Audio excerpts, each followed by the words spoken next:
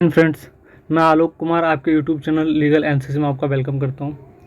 Friends, ये उन candidates के लिए मैं वीडियो बना रहा हूं जो हाल ही फिलहाल में लॉ ग्रेजुएट हुए हैं या जिन्होंने अपनी लॉ की ग्रेजुएशन कंप्लीट करी है। तो सबसे पहले आपको कॉन्ग्रेचुलेसन्स। और आप दिल्ली बार काउंसिल में अपना इनरोलमेंट करवाने जा रहे हैं। तो फ्रेंड्स, मैंने उन कैंडिडेट्स के लिए मैंने सोचा कि कुछ तो हेल्प कर दूँगा। तो मैंने अपना 1000 रुपये खर्च किए, मतलब कि अपना फॉर्म मैंने सबमिट किया और अपने एक फ्रेंड्स के थ्रू मैंने उससे भी एक फॉर्म लिया और उस पर मैंने अपनी डिटेल डाल के एक तरह से और कुछ अपनी फॉल्स डिटेल्स डाल रखी है। सारी डिटेल्स करेक्ट नहीं है इसमें जो मैंने डाल रखी है, लेकिन डिटेल्स एक्यूरेट भरी हुई हैं। कैसे स्टेप बाय स्टेप आपको फॉर्म भरना है और कैसे आपको मतलब कि बार काउंसिल में आपको सबमिट करना है, क्या सीरीज़ में आपके डॉक्यूमेंट्स लगेंगे, क्या एफिडेविट लगेंगे, क्या क्या चीज़ें होंगी, अगर आपके क्लास कोई पेंडिंग केस हो तो क्या करना है। ये सारी चीज़ें मैं आपको इस वीडियो के अंतर्गत बताऊँगा। तो चलिए फ्रेंड्स, आपकी शुरुआत एक नए थॉट्स के साथ करते हैं। आज का मेरा थॉट्स है फ्रेंड्स कि everyone wants to say that they hate a lawyers and it I have never met a parents who didn't want their kid to be a lawyer. मतलब कि फ्रेंड्स, हर कोई कहना चाहता है कि वो वकीलों से नफरत करते हैं, और फिर भी मैं कभी ऐसे माता पिता से नहीं मिला जो नहीं चाहते थे कि उनका बच्चा वकील बने। तो फ्रेंड्स देखिए, इसमें 17 पन्नों का वो है, मतलब कि 17 पेजेस है। तो 17 पेजेस में जो फ्रेंड्स फर्स्ट पेज है, इसमें आप देख सकते हैं बार काउंसिल की मोहर लगी हुई है। तो फर्स्ट पेज में आपको कुछ नहीं भरना, ठीक है। This is only use by office है, तो ये ऑफिस के द्वारा होगा। फिर भी मैंने इसमें 2 लाइन भर दिया था, नेम और यूनिवर्सिटी नेम। तो ये आपको नहीं भरना, फर्स्ट पेज ऑफिस के लिए है। आगे चलते हैं, सेकेंड पेज में देख लीजिए फ्रेंड्स, आपको 12th लिखना है, मतलब कि आपने 12th कहाँ से करी, कैसे करी। देखिए 12th कहाँ से करी, उसके बाद किस बोर्ड से करी, कब करी, उसके अलावा आप कितने मतलब कि कितने मतलब टोटल नंबर कितने, मतलब 12th में आपके टोटल कितने नंबर का था, 500 या 600 नंबर का। तो 500 में से कितने नंबर आपने गेन किए, इसके अलावा आपकी टोटल परसेंटेज कितनी बनी, ऐसे लिखना है। फिर उसके बाद फ्रेंड्स आपने ग्रेजुएशन कहाँ से करी, कौन सी यूनिवर्सिटी से करी, कौन सी ईयर में करी, टोटल कितने नंबर थे ग्रेजुएशन में और कितना आपने गेट किए और टोटल परसेंटेज कितनी बनी। इसके अलावा फ्रेंड्स, आपने LLB आपने कहाँ से करी, उस यूनिवर्सिटी का नाम, कौन सी ईयर में करी। अच्छा फ्रेंड्स, फिर आपको सेमेस्टर ऐसे लिखना है, ये मैंने गलत लिख दिया था यहाँ पे, ऐसे निकला। जैसे आपने ईयर वाइज है तो ईयर वाइज लिखना है, सेमेस्टर वाइज है तो सेमेस्टर वाइज लिखना है। तो जैसे मान लो फर्स्ट सेमेस्टर, मतलब कि कौन सी ईयर में, फर्स्ट ईयर से कब से स्टार्ट किया था, उसके बाद कितना टोटल मार्क्स का सेमेस्टर था, उस सेमेस्टर में आपने कितने नंबर गेन किए और उसमें कितना परसेंटेज आपके बने, ऐसे करके आपको लिखना है। फिर लास्ट में आपको यहाँ पे टोटल, यानी टोटल मतलब कितने मार्क्स बने आपको टोटल सेमेस्टर में, आपने कितने गेन किए और आपकी परसेंटेज कितनी बनी, ऐसे लिखना है। इसके अलावा फ्रेंड्स नीचे आ जाएंगे तो कैटेगरी में देखिए, तो आपकी क्या कैटेगरी है, जनरल, OBC और ST, ठीक है। तो जो भी आपकी कैटेगरी है आप उस पर टिक मार देंगे। एक चीज़ हमेशा याद रखिएगा कि कैटेगरी भरते समय अगर आपके पास OBC या ST जो भी आप कैटेगरी आपकी सर्टिफिकेट है, और आप दिल्ली NCR से ब्लॉक करते हैं और आप सोचते हैं कि मैं दिल्ली में इनरोल कराना चाह रहा हूँ तो दिल्ली का ही सर्टिफिकेट होना चाहिए, तो ऐसा कुछ नहीं है क्राइटेरिया। अगर आपके पास हरियाणा का भी है या आप राजस्थान के हैं, जो भी NCR में क्षेत्र लगते हैं, जो भी रीजन्स लगते हैं, उनका आप अपने स्टेट का मतलब कि आप अपनी कास्ट सर्टिफिकेट आप लगा सकते हैं। ओके फ्रेंड्स, तो आगे चलते हैं हम अगले उसकी तरफ।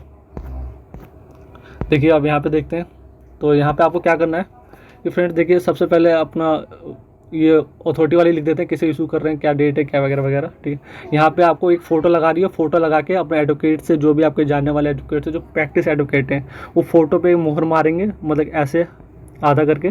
उसके अलावा सिग्नेचर मारेंगे फ़ोटो से क्रॉस करके। इसके अलावा फ्रेंड्स, सबसे पहले आपको एप्लीकेंट में अपना नाम लिखना है, जो भी आपका नाम है।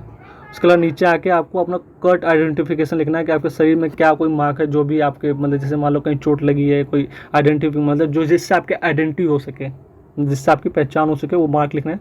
इसके अलावा आपको एड्रेस लिखना है। एड्रेस में 1 में देख लीजिए, तो एक में परमानेंट एड्रेस लिखना है, जो भी आपका घर का एड्रेस है, जिस ब्लॉक से भी कर करते हो। उसके अलावा आपको फ़ोन नंबर लिखना है। टेम्पोरी मतलब कि अब टेम्पोरी मतलब प्रेजेंट एड्रेस, ठीक है। तो मैंने उसमें क्या लिख दिया, सेम एज अबोव। आप ऐसे भी लिख सकते हैं, जैसे अगर आपका टेम्पोरी एड्रेस अलग है, परमानेंट एड्रेस लिख सकते हैं, तो दोनों अलग लिख सकते हैं। अगर सेम है तो सेम लिख सकते हैं, सेम एज अबोव करके लिख सकते हैं। उसके बाद फिर आपका यहाँ पे नीचे आके यहाँ पे लिखना जो भी आपका नाम है, son of, daughter of, wife of, जो भी आप हैं। इसके अलावा इस पर टिक मार देना है। टिक मारने के बाद आई एम नॉट NA करके इसके आगे अपना सिग्नेचर कर देना। हमेशा याद रखिएगा, जहाँ जहाँ आप NA लिखेंगे यानी नॉन एप्लीकेबल, तो उसके आगे आप क्या करेंगे, सिग्नेचर करेंगे। उसके बाद आपको नीचे आना है सेकंड पे, यहाँ पे आके आपको डेट ऑफ बर्थ लिखनी है, यानी आपका डेट ऑफ बर्थ कब का है। उसके बाद आगे चलते हैं फ्रेंड्स, पेज नंबर 4 पे।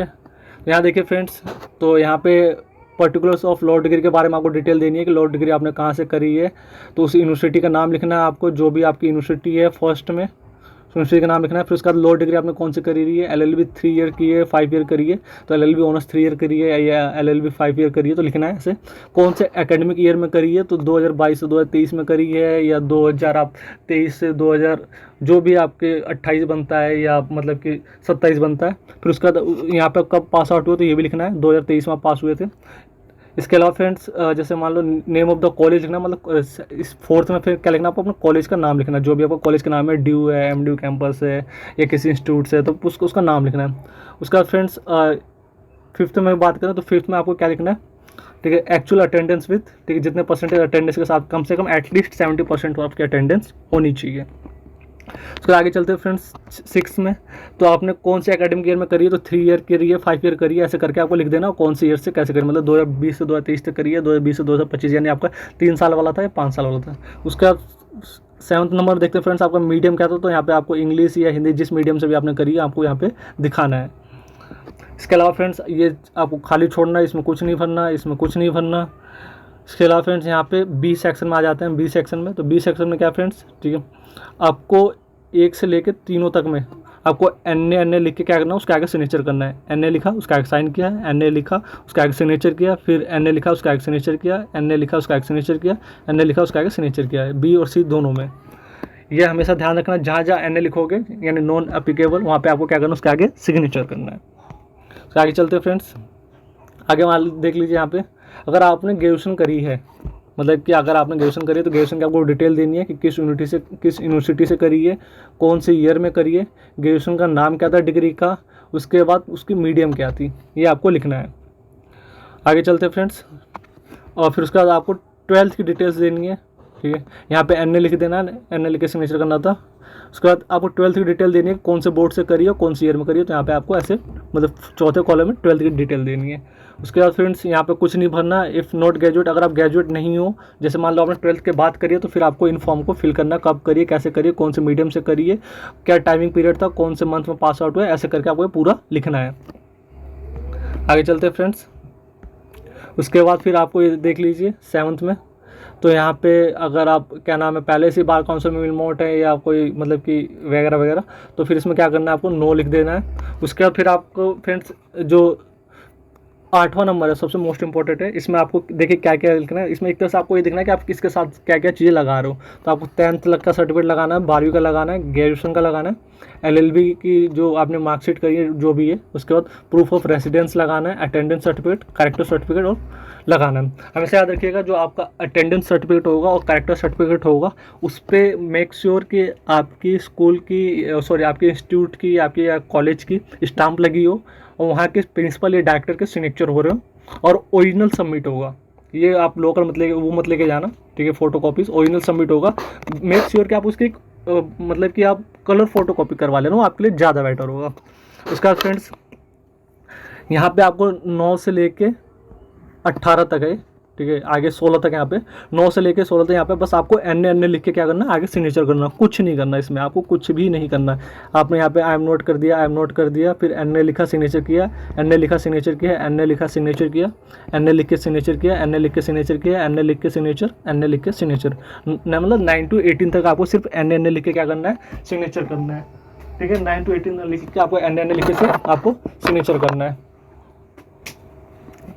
तो आगे चलते हैं फ्रेंड्स, आगे देख लीजिए, देखिए यहाँ पे मैंने बोला था 9 to 18 आपको सिग्नेचर करना है। ये देखिए 17, 18, 19 तक आपको है मतलब एक तरह से।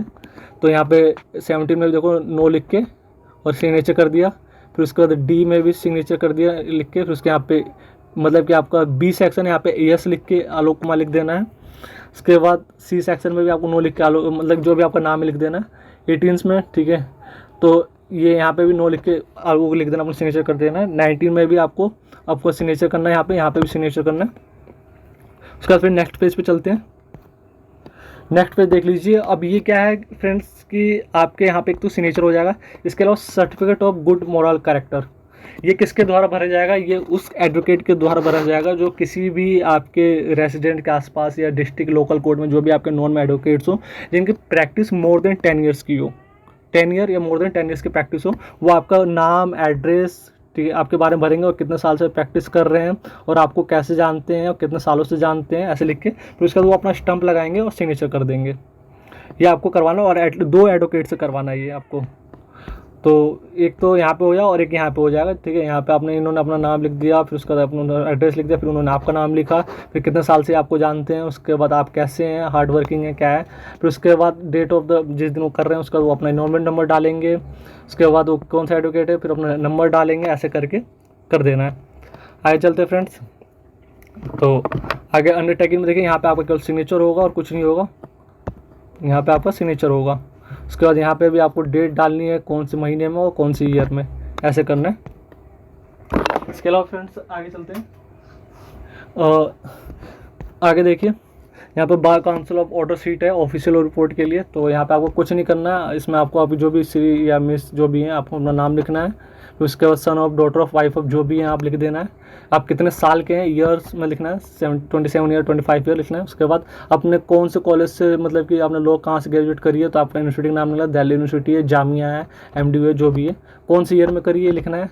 इसके अलावा फ्रेंड्स यहाँ पे देखिए ये 3 कॉलम है, तीनों में NA लिख के इसके आगे सिग्नेचर करना है, NA लिखा सिग्नेचर किया, NA लिख के सिग्नेचर करना है इसके आगे। फिर इसके बाद यहाँ पे कॉलम 1 लिखना है, मतलब कि सब क्लोज 1 लिखना है, ये एडवोकेट एक्ट का है। उसके बाद order of the enrolment committee, same ऐसे ही आपको सेम जो आपने ऊपर लिखा है, ठीक है। यहाँ पे अपना नाम लिखना है, डॉटर ऑफ, वाइफ ऑफ जो भी आप हैं यहाँ पे ये लिखना है। इसके बाद यहाँ से आप नीचे आपको ऑफ दिल्ली लिखना है, फिर यहाँ पे एप्लीकेंट, यहाँ पे अपना नाम लिखना है, यहाँ पे सन ऑफ जो भी है या वाइफ ऑफ, डॉटर ऑफ, यहाँ पे उसका नाम लिखना है। इसके अलावा फ्रेंड्स ये देखिए तीनों मोहर कम लगी पड़ी है यहाँ पे बार काउंसिल की। ये सिर्फ मैंने 1000 रुपये इसलिए मतलब अपने खर्च किया कि ये वीडियो बना के आपको अपलोड करके समझा सकूँ कि आपको भरना है कैसे। डोंट बी हेजिटेट, आपको हेजिटेट नहीं होना, घबराना नहीं है, बहुत अच्छी लोगों के फॉर्म भरना है। इसके आगे चलते हैं। अब यहाँ पे देख लीजिए फ्रेंड्स, अब किस सीरीज़ में आपको डॉक्यूमेंट्स लगाना है। तो सबसे पहले आपको अपनी LLB की डिग्री या मार्कशीट जितने सेमेस्टर के सबकी लगेगी, उसके अलावा उसकी प्रोविजनल लगेगी साथ में, ईच ईयर के सेमेस्टर्स लगेंगे। फिर ग्रेजुएशन की डिग्री और फ्रेश प्रोविजनल लगेगी, जो ग्रेजुएशन है तो ग्रेजुएशन करिए आपने तो ग्रेजुएशन की क्या लग जाएगी, मतलब सारे सेमेस्टर की मार्कशीट या ईयर की मार्कशीट हो जाएगी। इसके अलावा उसकी डिग्री की फ़ोटो कॉपी लगेगी, लेकिन इसमें LLB में ओरिजिनल प्रोविजनल लगेगा, या डिग्री मिली पड़ी तो ओरिजिनल डिग्री लगेगी। इसके अलावा अगर आपने पोस्ट ग्रेजुएशन करी है तो पोस्ट ग्रेजुएशन की भी डिटेल लगेगी, और उसके क्या नाम है उसकी सारे सेमेस्टर की मार्कशीट और ग्रेजुएशन की डिग्री लगेगी। यानी फ्रेंड्स आपको उल्टा है ना, पहले आपने LLB करी है और LLB से जस्ट पहले आपने कोई भी डिग्री करी है उसकी लगानी है, फिर उसके बाद ग्रेजुएशन की लगानी है, फिर उसका 12th की लगानी है, फिर 10th की लगानी है। ऐसे करके आपको क्या हर सेमेस्टर वाइज आपको लगानी है। चलिए फ्रेंड्स, रेजिडेंस ऑफ प्रूफ में बात करते हो तो आपका रेजिडेंस ऑफ क्या होना चाहिए, टेरिटरी क्या होना चाहिए, NCR का होना चाहिए। आपके पास राशन कार्ड हो, चाहे इलेक्ट्रिसिटी बिल हो, चाहे पासपोर्ट हो, चाहे आधार कार्ड हो, चाहे रेंट एग्रीमेंट हो, मतलब कोई से भी आपको रेजिडेंट ऑफ प्रूफ लगाना है।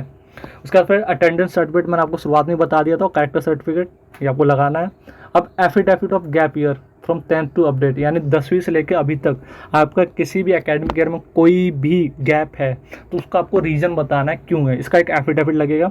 मेक श्योर कि आप जो भी एफिडेविट लगाएं उन सभी पे नोटरी की मतलब कि नोटरी की साइन और सिग्नेचर वगैरह मोहर वगैरह सब हो। अच्छा, अगर आपके ऊपर कोई केस चल रहा है, कोई पेंडिंग केस चल रहा है, तो उस केस की FIR की कॉपीज लगेगी, प्लस उसकी एक एफिडेविट लगेगी, और आपको एफिडेविट में एक लाइन मेंशन करना होगा लास्ट में कि I will inform bar council of Delhi time to time regarding my case. ये आपको मतलब कि ये लाइन आपको मेंशन करना पड़ेगा उस एफिडेविट में, और उस एफिडेविट के और सेक्शंस भी लिखे होंगे उस एफिडेविट के अंदर, किस सेक्शन के अंदर आपके अंदर मतलब कि जो आपका पेंडिंग केस है क्यों है और किस सेक्शन के तहत आपको रजिस्टर्ड हुआ था। जैसे मान लो 354 है, चाहे 751 का लड़ाई झगड़े का, जो कोई भी मतलब कुछ भी हो सकता है, चाहे थेफ्ट का हो, तो आपको उसमें वो आपको मतलब सेक्शंस भी एफिडेविट में लिखे होंगे। आपको ये भी लिखना है कि I will inform bar council of Delhi time to time regarding my case, ये लिखना है। उसके बाद FIR की फ़ोटो कॉपीज लगेगी और उसकी एक एफिडेविट लगेगी। मैंने क्या कि किस चीज़ की एफिडेविट लगेगी, अगर आपका गैप ईयर है तो उसका लगेगा, अगर आपके खिलाफ कोई पेंडिंग केस है तो वो लगेगा। इसके अलावा फिर एक 10 रुपये का आपको स्टाम्प पेपर बनवाना है, ठीक है, जिसमें प्रैक्टिस ऑफ का वो बनता है, जो आपके मतलब कि लोकल कोर्ट से मिल जाता है, तो वहाँ से बनवा लेंगे आप। वहाँ से बनवाने के बाद फ्रेंड्स आप क्या कर सकते हैं, सबमिट कर सकते हैं, मतलब कि वहाँ से बनवा के आप सबमिट कर सकते हैं, ठीक है। 10 रुपये का स्टाम्प पेपर मिलेगा। एक स्टाम्प पेपर अगर आपका मतलब कोई गैप ईयर नहीं है या आपके खिलाफ कोई पेंडिंग केस नहीं है तो सिर्फ एक 10 रुपये का स्टाम्प पेपर वाला ही मतलब कि आपका एफिडेविट बनेगा। वो कोई भी लोकल कोर्ट से निकाल के दे देते हैं एफिडेविट वाले, लेकिन नोटरी का मोहर सिग्नेचर जरूर लगवा लीजिएगा। उसके बाद फ्रेंड्स आगे चलते हैं। आगे सेम ऐसे ही अंडरटेकिंग में देख लीजिए क्या है, कुछ नहीं है। यहाँ पे आई जो भी आपका नाम है लिखना है, सन ऑफ डॉटर ऑफ जो भी है ये लिखना है। फिर उसके बाद आपका रेसिडेंस ऑफ क्या है, जो भी आपका एड्रेस है प्रॉपर एड्रेस लिखना है। उसके बाद यहाँ पे ईयर लिखना है, जिस ईयर में आप इन्रोलमेंट करवा रहे हैं। फिर यहाँ पे भी ईयर आ जाएगा, यहाँ पे डेट आएगी, यहाँ पे सिग्नेचर आ जाएगा आपका। फिर उसके बाद सेम आपका यहाँ पे नाम आ जाएगा, मतलब कि आपका नेम आ जाएगा, एड्रेस आ जाएगा जो भी आपका एड्रेस है। इसके अलावा मोबाइल नंबर आ जाएगा यहाँ पे, और आपको यहाँ पे जीमेल आईडी आ जाएगी। आगे चलते हैं फ्रेंड्स। फिर अंडरटेकिंग में देखिए यहाँ पे फिर आई जो भी आपका नाम है, daughter of, son of, wife of जो भी आप हैं, आपका रेसिडेंस ऑफ मतलब कि आपका जो घर का एड्रेस है, जो भी परमानेंट एड्रेस है यहाँ पे आ जाएगा। आगे चलते हैं। फिर उसका देखिए फ्रेंड्स, ये एक तरह से आइडेंटिटी कार्ड के लिए होता है। तो यहाँ पे आपकी एक फ़ोटो लगेगी, ये आधार नंबर, ये वहाँ पे खुद ही मोहर मारते हैं, इसके नीचे आपको आधार नंबर लिखना होता है। तो अपना आधार नंबर लिख देंगे यहाँ पे। फिर उसके बाद यहाँ पे अपना नाम लिखेंगे। फिर उसके बाद daughter of, son of, wife of जो भी आप हैं यहाँ पे लिखेंगे। इसके अलावा फ्रेंड्स रेसिडेंस एड्रेस जो भी आपका है परमानेंट, मतलब रेसिडेंस एड्रेस लिखेंगे। उसके बाद पिन कोड लिखेंगे। उसका टेलीफोन नंबर, मोबाइल नंबर। उसका ऑफिशियल एड्रेस पूछ रहा है, अगर सेम है तो लिख देना सेम एज अबव, और नहीं है तो डिटेल लिखनी है उसकी। फिर उसका डेट ऑफ बर्थ लिखना है, अपना फ़ोन नंबर लिखना है। उसके बाद अपना ब्लड ग्रुप लिखना है, और यहाँ पे लास्ट में आपको अपना मतलब कि सिग्नेचर मार देना है। उसके फ्रेंड्स आगे चलते हैं, आगे चलते हैं। तो आगे देखिए यहाँ पे क्या है कि फिर यहाँ पे आपने एक फ़ोटो लगानी है, मतलब 3-4 फ़ोटो आप लेके जाइएगा फ्रेंड्स, मैं आपसे पोस्ट करूँगा। और यहाँ पे देखिए ठीक है, आपको अपना यहाँ पे अप्लीकेंट में क्या लिखना है, अपना नाम लिखना है। फिर फादर नेम, हस्बैंड नेम जो भी है ये लिखना है। उसका तीसरे कॉलम फ्रेंड्स आप कितने साल के हो और डेट ऑफ बर्थ लिखनी है। उसके बाद फिर एड्रेस में फ्रेंड्स आपका अपना एड्रेस लिखना है, जो भी आपका एड्रेस है। इसके अलावा फ्रेंड्स अपनी ईमेल आईडी लिखनी है। आपको ऑफिशियल एड्रेस हो तो यहाँ पे डिटेल देना है, अगर नहीं है तो सेम एज अबव कर देना है। उसके बाद फ्रेंड्स आपको यहाँ पे जो सबसे, इस फॉर्म में कुछ नहीं करना है, यहाँ पे बस आपको सिग्नेचर करना है, यहाँ पे डेट डालनी है। इसके अलावा जो सबसे मेन जो है 11 नंबर का, यहाँ पे आपको अपने नॉमिनी का नाम लिखना है कि इसमें क्या है कि बार काउंसिल ऑफ दिल्ली आपको 5 लाख रुपए का हेल्थ इंश्योरेंस और 10 लाख रुपीज़ का आपको बीमा करवा के देती है, मतलब आपको इंश्योरेंस करा के देती है। इन केस आपके किसी भी केस में आपकी डेथ होती है तो आपको फैमिली को 10 लाख रुपये आपको मिलेंगे। तो ये बेनिफिट है कहीं ना कहीं। तो इसमें आपको कितना किसी कितना % मिलना चाहिए, तो जैसे मैंने यहाँ पर ब्रदर को 50% कर दिया, मदर को 50% कर दिया। आई होप फ्रेंड्स आपको बहुत कुछ समझ में आया होगा। अगर आपको लगता है कि कुछ आपने लर्न किया है, समझ में आया है, तो don't forget like, share and subscribe my YouTube channel. जय हिंद, जय भारत।